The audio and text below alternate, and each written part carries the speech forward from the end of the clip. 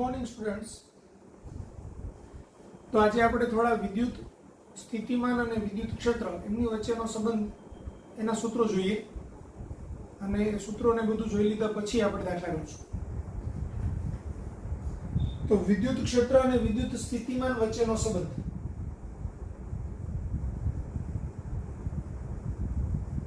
વિદ્યુત ક્ષેત્ર અને વિદ્યુત સ્થિતિમાન વચ્ચેનો સંબંધ.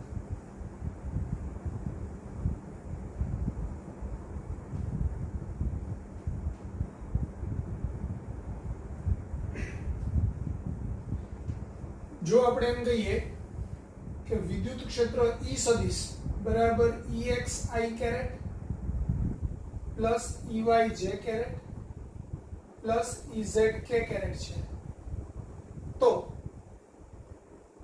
EX એટલે del V by del X, EY minus del V by del X, EY એટલે minus del V by del Y અને EZ એટલે minus del V by del Z.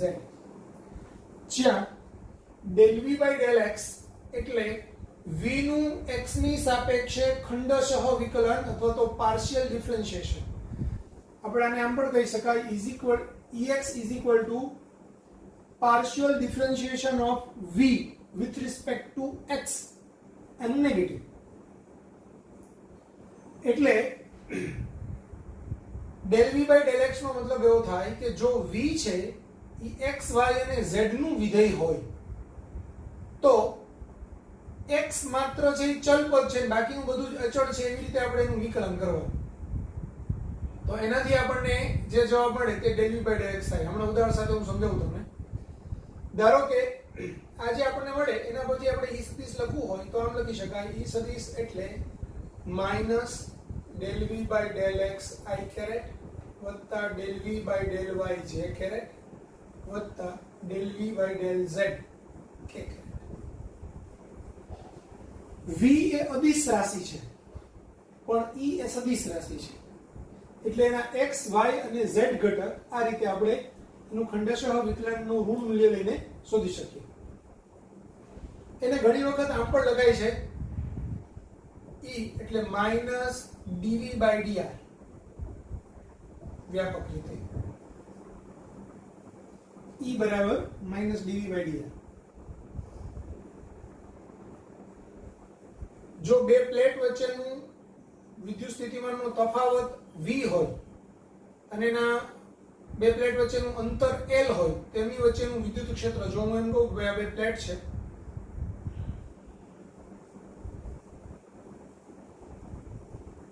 એમની વચ્ચેનો પોટેન્શિયલ ડિફરન્સ એટલે કે એમની વચ્ચે V વોલ્ટની બેટરી જોડેલી છે, સપોઝ આ બે વચ્ચેનું ડિસ્ટન્સ L છે, તો એમની વચ્ચેનું વિદ્યુત ક્ષેત્ર E સદિશ અથવા તો E એનું મૂલ્ય E બરાબર V by L અથવા તો V by D થાય.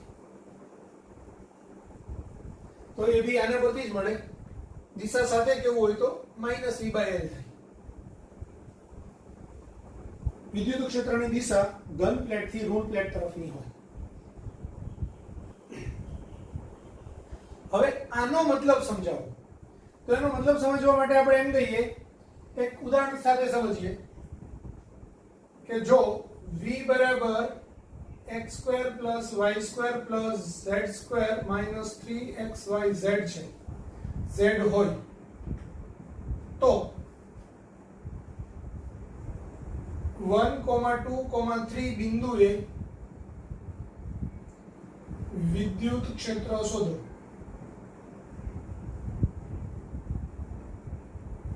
આવો ક્વેશ્ચન હોય તો વિદ્યુત ક્ષેત્ર EX નો મતલબ શું થાય? Minus del V by del X minus.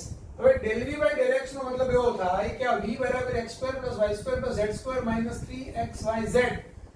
આની અંદર x એ માત્ર ચલ પદ છે, બાકીનું બધું જ અચળ છે, તો x² નું 2x થાય. y અચળ છે, અચળનું વિકલન 0 z અચળ છે, અચળનું વિકલન 0.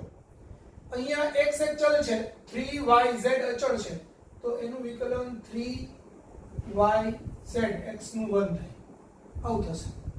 મતલબ એવો થયો કે -2x - 3yz. હવે બિંદુ કયું લેવાનું છે? 1, 2, 3. તો અહીંયા જે કિંમતો હોય એ x y z ની અહીંયા કિંમત મૂકવાની અને અહીંયા એક મૂલ્ય લાવવાનું. તો ex નું મૂલ્ય શું આવશે? માઈનસ બ્રેકેટમાં 2, x ની વેલ્યુ 1, 3, y ની વેલ્યુ 2, z ની વેલ્યુ 3. તો -2 - 3 * 3 = 9, 9 * 2 = 18. એટલે આ -16, માઈનસ માઈનસ પ્લસ એટલે +16. એવી જ રીતે ey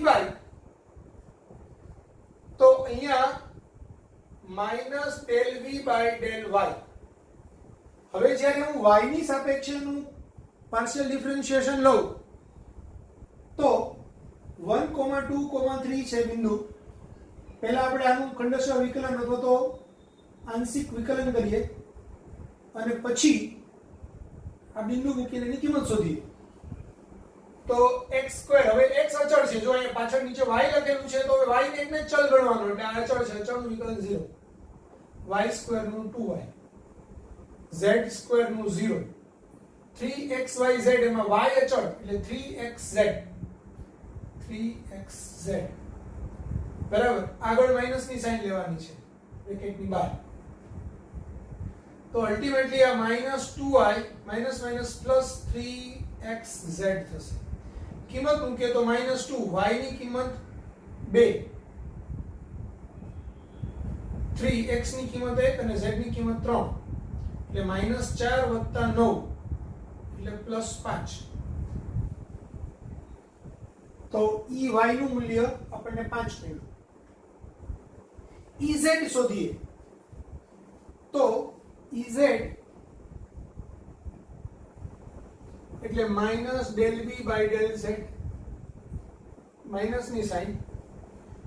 હવે x અચળ છે, વિકલન 0, y2 અચળ છે, વિકલન 0, z2 નું z ની સાપેક્ષે વિકલન 2z માઈનસ 3xyz એમાં z અચળ ચલ છે, 3xy અચળ છે તો z નું 1 થશે, 3xy ગુણાકારમાં રહેશે એટલે 3xy આ 1.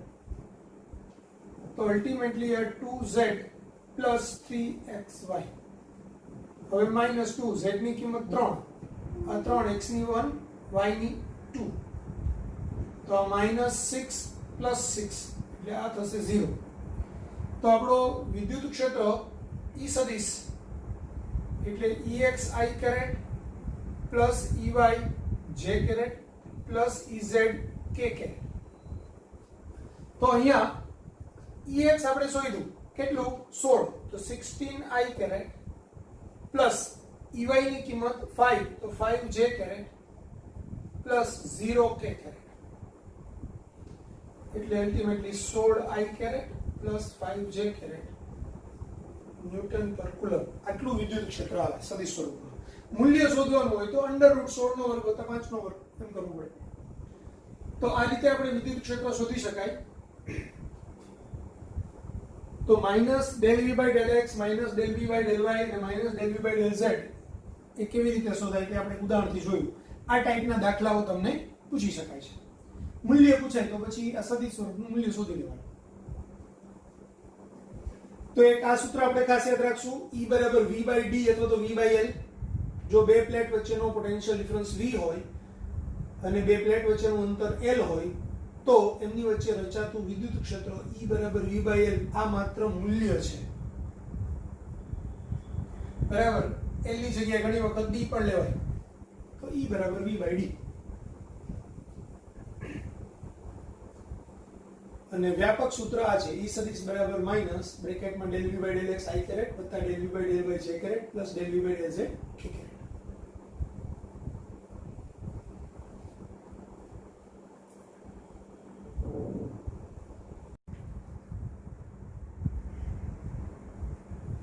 બે વિદ્યુતભાર થી બનેલા તંત્રની સ્થિતિ ઊર્જા.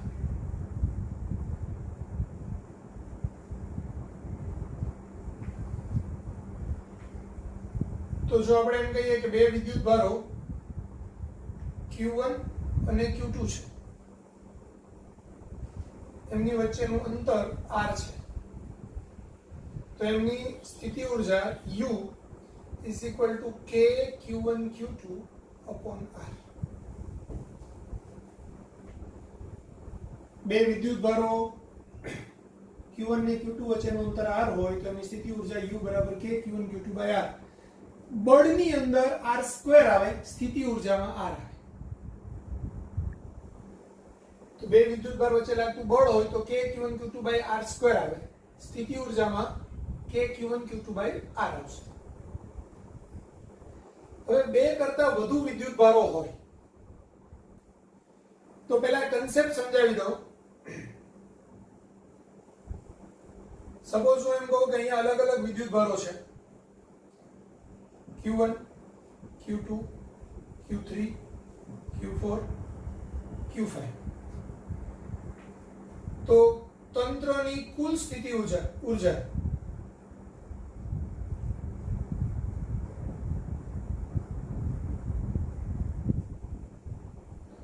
U is equal to, જો તંત્રની કુલ સ્થિતિ ઊર્જા એ તંત્રની અંદર જેટલી જોડ અસ્તિત્વમાં હોય, જેટલી જોડ, એ તમામ જોડની સ્થિતિ ઊર્જાનો સરવાળો. તો અહીંયા 1 અને 2 એટલે U12. હવે U12 1 અને 2 થી બનેલી એક જોડ કહેવાય.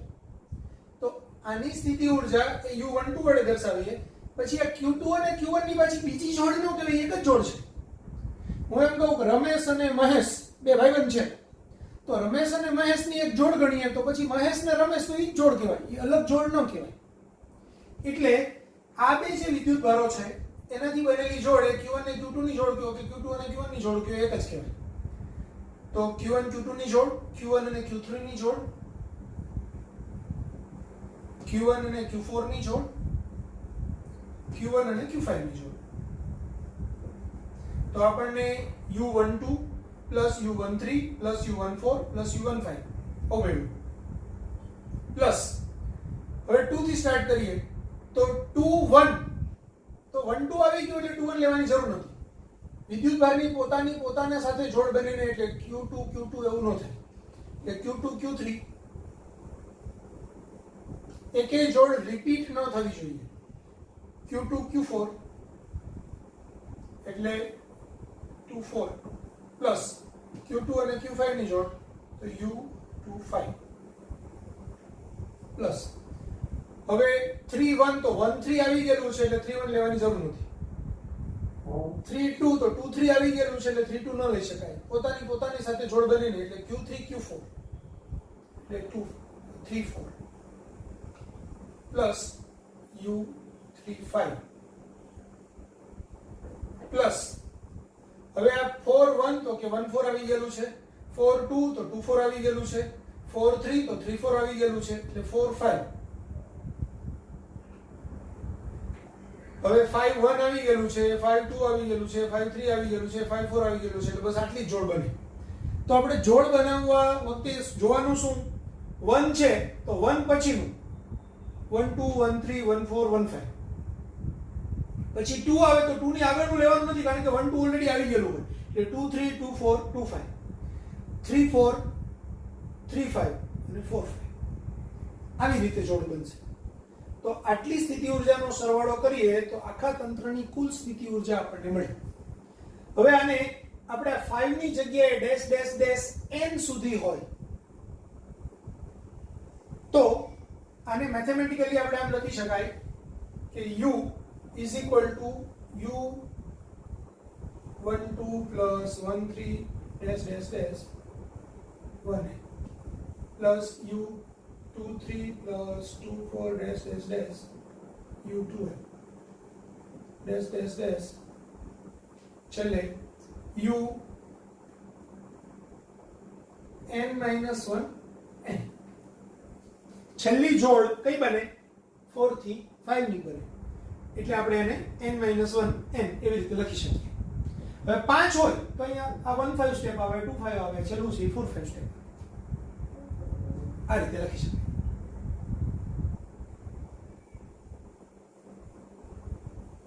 અને મેથેમેટિકલી લખવું હોય તો આમ લખી શકાય a બરાબર u is equal to sigma ui j, જ્યાં i બરાબર 1 થી n - 1 અને i is not equal to j.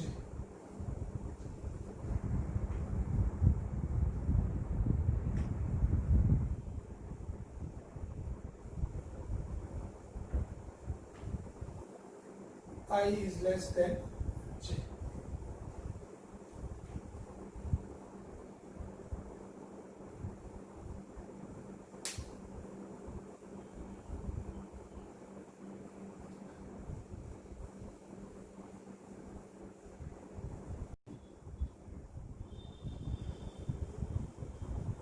સમાન વિદ્યુત ક્ષેત્રમાં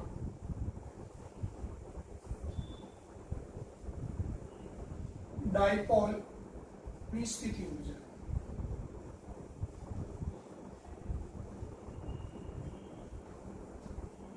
તો આપણે વિચારીએ કે ભાઈ આ સમાન વિદ્યુત ક્ષેત્ર છે, એની અંદર એક વિદ્યુત ડાયપોલ પ્લસ q વિદ્યુત ભાર માઇનસ q વિદ્યુત ભાર.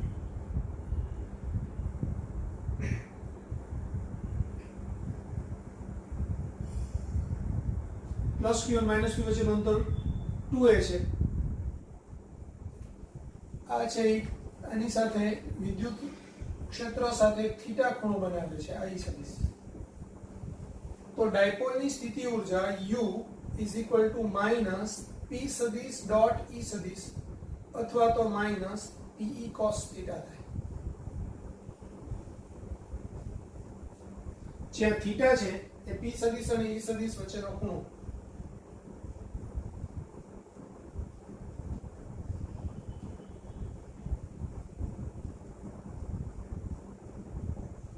p સદિશની દિશા એ માઇનસ q થી પ્લસ q તરફ હોય, એટલે આ દિશા આમ છે ને e સદિશની દિશા છે, તો બે વચ્ચેનો ખૂણો થીટા છે, તો u બરાબર માઇનસ pe cos થીટા થાય.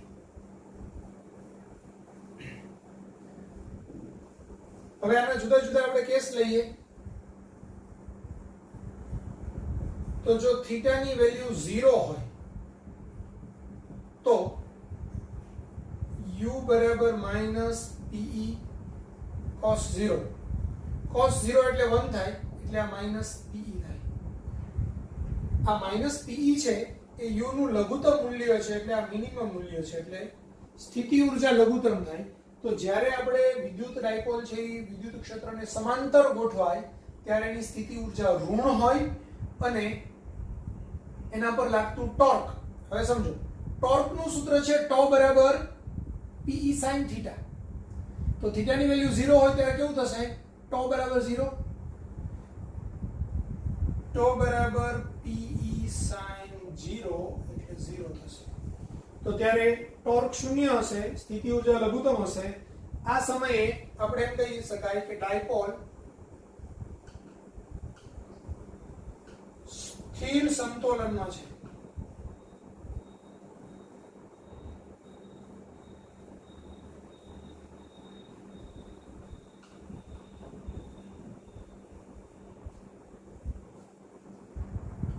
બીજો કેસ આપણે લઈએ. થીટાની વેલ્યુ 90 અંશની હોય તો u બરાબર માઇનસ pe cos 90, ત્યારે સ્થિતિ ઊર્જા શૂન્ય થશે. પણ આ સ્થિતિ ઊર્જા લઘુત્તમે નથી, મહત્તમે નથી. અને એ વખતે ટોર્ક τ બરાબર pe sin 90, એટલે pe જે ટોર્ક મેક્સિમમ છે, એટલે આ વખતે લાગતું ટોર્ક મહત્તમ હશે, સ્થિતિ ઊર્જા શૂન્ય હશે. અને ત્રીજો કેસ કે થીટા બરાબર 180 અંશ હોય તો u બરાબર માઇનસ pe cos 180, એટલે એટલે માઇનસ પીઈ, cos 180 એટલે -1 એટલે પ્લસ પીઈ. તો ટો બરાબર પીઈ sin 180 એટલે ટોર્ક 0. હવે આ જે પ્લસ પીઈ છે એ મહત્તમ સ્થિતિ ઊર્જા દર્શાવે છે એટલે આ યુ મેક્સ છે. તો જ્યારે આ ડાયપોલ આમ ઊંધી હોય ત્યારે એના પર લાગતું ટોર્ક 0 થાય, પણ એની સ્થિતિ ઊર્જા મહત્તમ હોય એટલે આ અસ્થાયી સમતોલનમાં છે તેમ કહેવાય. અસ્થાયી સમતોલનમાંથી ડાયપોલને જરાક ધક્કો લાગે, સહેજ આમ ડિસ્ટર્બ થાય તો એ આખી ડાયપોલ છે તે આમ ફરી જાય અને પછી અહીંથી આમ દોલન કરવા લાગે. જ્યારે સ્થાયી સમતોલનમાં હોય ત્યારે બી એના પર લાગતું ટોર્ક 0 હોય, પણ એ વખતે એને સહેજ ડિસ્ટર્બ કરો તો એ પાછી એની આવીને સમાંતરમાં ગોઠવાઈ જાય, ત્યારે એ એટલી બધી ડિસ્ટર્બ નહીં થશે. જ્યારે આમ ઊંધી હશે ત્યારે એને સહેજ ડિસ્ટર્બન્સ કરશો તો એના પર લાગતું ટોર્ક છે એ 0 છે, અત્યારે 0 છે, પણ સહેજ ખસશે એટલે ટોર્ક લાગશે અને એના કારણે તે આમ ફરી જશે અને આમ દોલન કરવા લાગશે. તો આ જે સ્થિતિ છે થીટા બરાબર 180 અંશની તે અસ્થાયી સમતોલન અવસ્થામાં છે એમ કહેવાય. ડાયપોલ અસ્થાયી સમતોલનમાં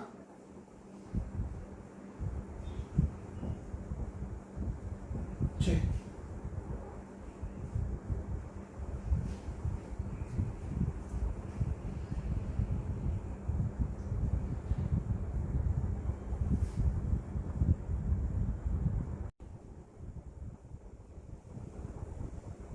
डायपोल में विद्युत क्षेत्र में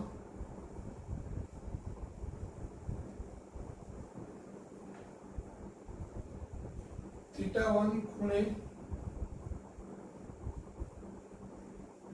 θ1 થી θ2 જેટલું ભ્રમણ કરાવવામાં થતું કાર્ય W બરાબર minus PE cos θ2 minus cos θ1 અથવા તો PE cos θ1 minus cos θ2.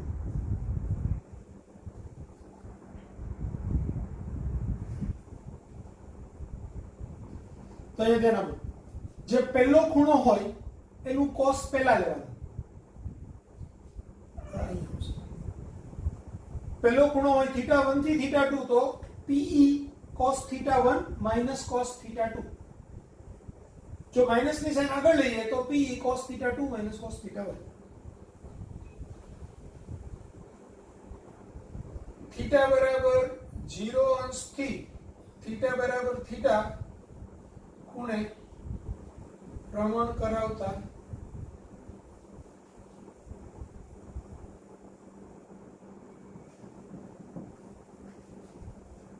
થતું કાર્ય. તો આપણે અહીંયા θ1 એટલે 0 લેવાનું, θ2 એટલે θ લેવાનું. તો W બરાબર PE cos 0 minus cos θ એટલે PE cos 0 એટલે 1 minus cos θ. આ બી ઇમ્પોર્ટન્ટ છે. જો કોઈ ડાયપોલ વિદ્યુત ક્ષેત્રમાં સમતોલન સ્થાનમાં ગોઠવાયેલી હોય, સ્થિર સમતોલનમાં હોય, ત્યાંથી એને θ ખૂણે ભ્રમણ કરાવવું હોય તો થતું કાર્ય PE બ્રેકેટમાં 1 minus cos θ થાય. અને વ્યાપક રીતે θ1 થી θ2 સુધીનું ભ્રમણ કરાવવું હોય તો કાર્ય PE cos θ1 minus cos θ2 થાય.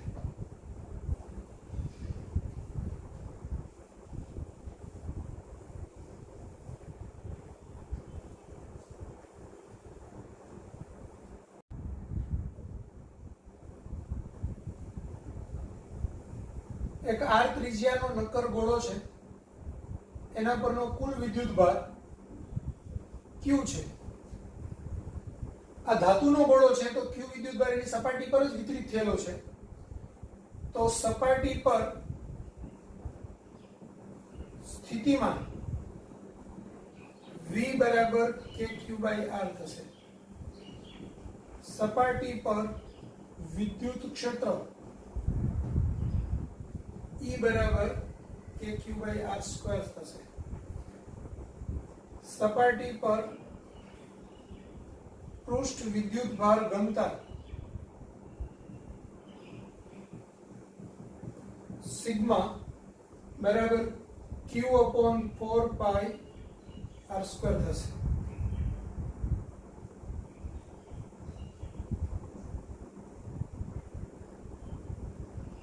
પછી ગોળામાં સંગ્રહિત ઉર્જા અથવા તો ગોળાની સીધી ઉર્જા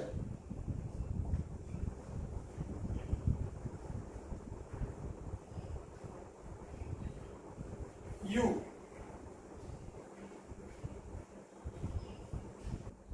તો ગોળાની સીધી ઉર્જા U બરાબર 1/2 QV અથવા તો 1/2 CV² અથવા તો Q²/2C.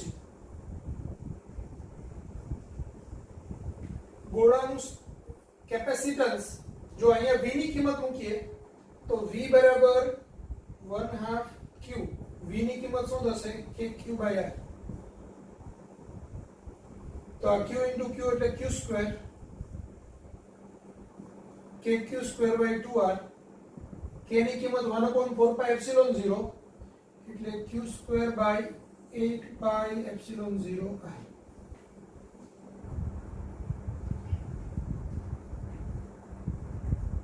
અને ગોળાનું કેપેસિટન્સ C બરાબર આ Q²/2C અને અહીંયા Q²/8πε0R એ બેને કમ્પેર કરીએ તો ગોળાનું કેપેસિટન્સ થાય 4πε0R અથવા તો R/K.